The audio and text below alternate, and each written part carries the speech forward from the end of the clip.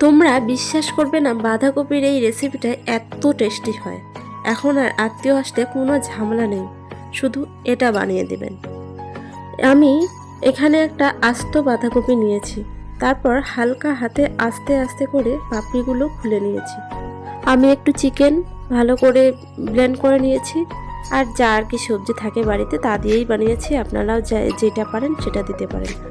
অন্যদিকে কিছুটা বেসন, হলুদ, লবণ দিয়ে একটা ব্যাটার তৈরি করে নিয়েছি। তারপরে কড়াইতে একটু জিরা ফোড়ন দিয়ে যে সে সবজিগুলো রেখেছি ওটা দিয়ে একটু লবণ, একটু গরম মশলা গুঁড়া, হলুদ দিয়ে ভালো মতো একটা পুর বানিয়ে নেব।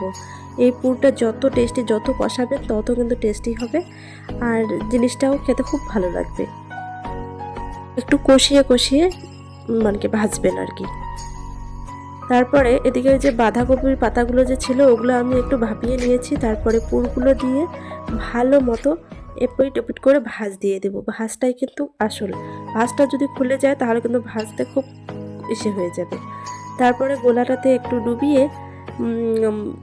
হালকা তেলে হালকা আঁচে ভেজে নেব। এপিট ওপিট করে ভেজে বানিয়ে নেব, ব্যাস রেডি। নতুনত্ব একটা রেসিপি, এত যে টেস্টি হয় কি বলবো, আর বলে